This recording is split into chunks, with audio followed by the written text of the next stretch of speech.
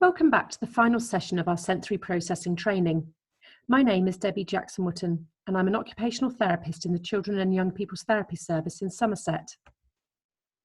We're now going on to think about the sensory strategies we heard about earlier in the talk.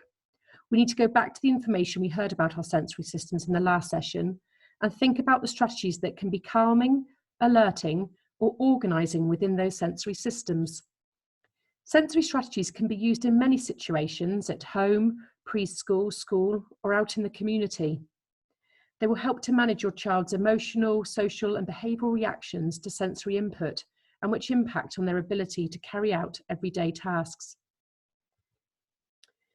First, we're going to talk about proprioceptive activities, as these are the most calming and organising of all of the sensory strategies that we suggest.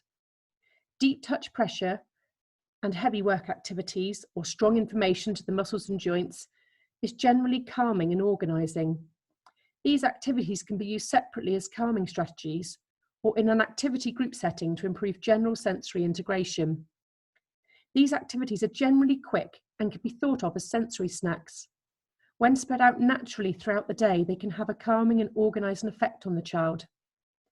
As an analogy, if we went on a diet for an hour a day, we would not lose weight. But if we change our diet throughout the day, then we're likely to be successful in losing weight. Therefore, if proprioception is built in throughout the day, then your child will be more calm and organised.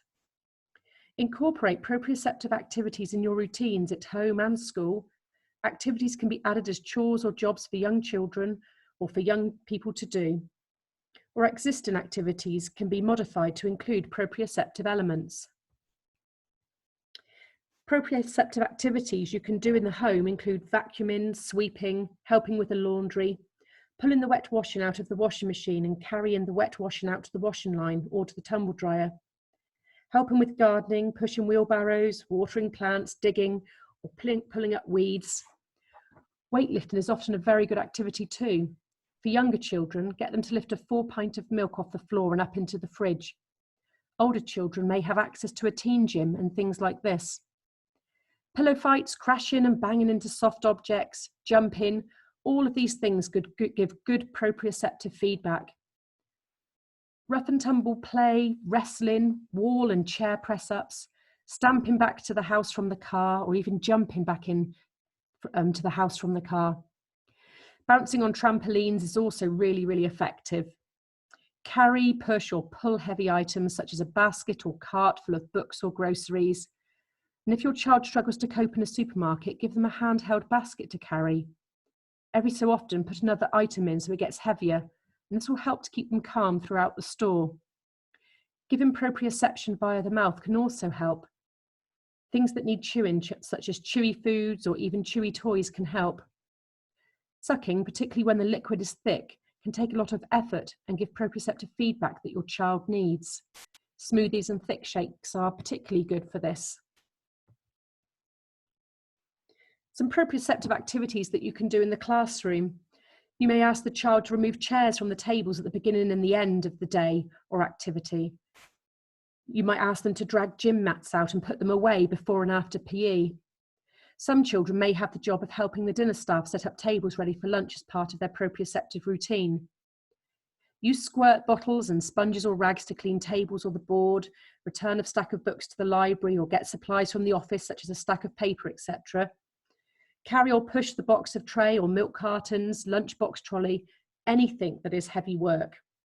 Sharpening pencils using a manual pencil sharpener, cutting through several layers of construction paper, staple packets of paper or staple paper onto a bulletin board, chair push-ups.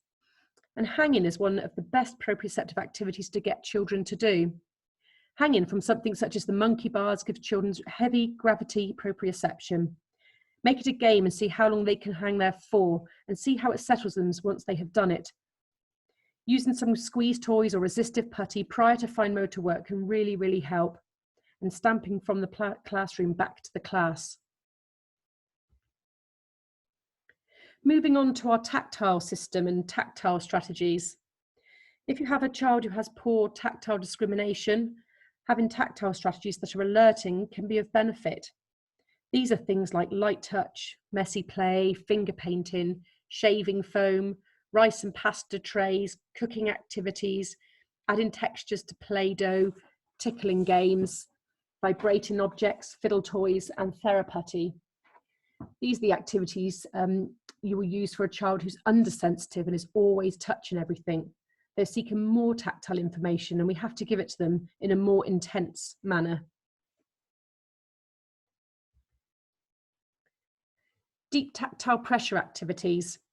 These activities are suitable for children who are oversensitive to touch.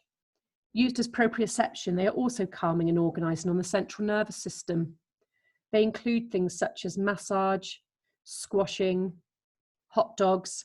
The hot dogs is where you wrap the child tightly in a gym mat or a duvet, and they have to then roll their way back out of it again. You can use lycra tunnels, body socks and clothing, and having tight lycra clothing can be very calming, and you can find these on many sensory websites, or as such you can use things such as sports skins or Under Armour, and they're also really effective. Things like bear hugs and heavy blankets, tug of war, firm touch, rough drying with a towel, ball pools, tight narrow spaces, so allow your child to sit under a table or build a den behind the sofa. Theraputty and TheraBand are also great at supplying deep tactile pressure. You can try tying the TheraBand around the legs of a chair so they have something to kick against. And you can also use sports bands for that. So the sports bands can stretch around the legs of a chair and you can put your feet in behind and kick against it. Weighted items. We've left the weighted items to the last on this list to discuss. There are some precautions you need to take with these. For example, weighted jackets, weighted blankets and backpacks need to be between 10 to 15% of the child's overall body weight. However, lap weights can be as heavy as you like, as they're not putting weight or strain on any of the child's body's systems. So it's a good idea to start with lap weights, as children and young people often need something heavier than 10 to 15%, and build up from there. Moving on to think about our vestibular activities. Vestibular activities can be calming and organising, and those ones often have a proprioceptive component. These types of activities include movement breaks, rocking chairs, horses, swings, rolling, slides, scooter boards, cycling, swimming, monkey bars, hanging from bars, hammocks, and bouncing on a therapy ball. Move and sit cushions are usually blue wedge-shaped cushions that you see in some schools. They're half filled with air, so they give children a subtle movement while still supporting their posture. It's really important that the cushions aren't overfilled, otherwise it's too difficult for a child to balance on them. And too little air means that it's not giving them the movement that they need. There are some specialist schools in America which provide a great variety of equipment to give children vestibular input throughout the school day. For example, they have therapy balls instead of chairs, static bikes with a desk so children can move while they're working, and even climbing walls to move from one room to another instead of walking. Vestibular activities that can be alerting and can help move for those children who are movement seeking include roundabouts and spinning dishes and rotary swings, hanging upside down, running, fast moving slides, bouncing on a therapy ball, shaking body parts, dancing, and movements that tend to change speed and direction very quickly. This is why a lot of schools have introduced things like wake and shake in the mornings to help improve concentration and attention. They've also introduced more movement breaks to help with concentration during the day. You might just need to be mindful of those children who become overexcited with vestibular activities whilst they're running outside in the playground, and what you might need to do for calming when they transition back into class following those alerting vestibular activities. Visual sensory stimuli that can be alerting includes bright colours, busy pictures such as cartoons, flashing lights, bright coloured lighting, detailed pictures such as Where's Wally style, and all those things can be quite visually stimulating for some children. Some children need more calming visual inputs. So think about things such as dim lighting, soft colours, scenic pictures, dark dens, mood lights, night lights, or wearing sunglasses. You might sometimes see some dark dens in schools, but they tend to be quite expensive. At home, you can replicate this by getting a small pop-up tent and covering it in a dark blanket. But what you may think of as calming, and which calms some children, for another child it may be alerting. So you often need to experiment to find out what works for your child and what you need to avoid. And that can be the same for many of our sensory systems. We need to experiment and find out what works for the individual child. Sometimes we're quite surprised at the things that we discover. So, for example, there's one child who really found the colour red very relaxing. And so in their bedroom, they had red walls and red ceilings. And for many children and young people, and indeed adults, that might be overwhelming. And I personally wouldn't find that relaxing to fall asleep. But for that child, it had a really calming input. So thinking about that individual aspect is really important. The auditory sensory strategies is thinking about those things that can be alerting. So loud music, music with an upbeat tempo, sirens, whistle, and noisy environments. And auditory strategies that can be calming include ear defenders or earplugs, quiet music, and music with a slow tempo, so natural sounds like waves and silence. And again, we need to remember what can be calming for one child might be alerting for another child. We do need to have a little bit of a caution about ear defenders, in that they should only be worn for certain occasions. So where we know there's going to be very, very loud noises, whether that's the carnival or going to a firework display. Children who use ear defenders for long periods of time can become quite habituated and used to them, and then they're not able to cope with everyday situations. And research has shown that over time they've become more sensitive to noise than previously. So it's really important to think about how you're using your ear defenders and limit them for just loud activities only. Moving on to the oral sensory strategies that tend to be alerting, are tastes and textures that are crunchy, spicy, sour, icy, and salty. And also vibrating toothbrushes that can give oral alerting effect. And it's often why traditional breakfasts tend to have a crunchy cereal, cold milk, sour grapefruit, etc. Oral inputs which tend to be more calming and organised and tend to be chewy foods, sweet tastes, and things that need sucking. So going back to our proprioceptive input, chewery, blowing bubbles, biting and pulling, and all of these things can be calming. So it's helpful to think about what snacks you give your child through the day, especially for things like tuck at school time. You know, do they need alerting when their energy is flagging, or do they need calming after a difficult situation or when they are excited? So now we've gone through learning about our senses and had some basic information about sensory processing and gone through a lot of suggested strategies for each type of sensory processing. We're ready to start writing a sensory plan. In your pack of information, there is a blank plan for you to fill in.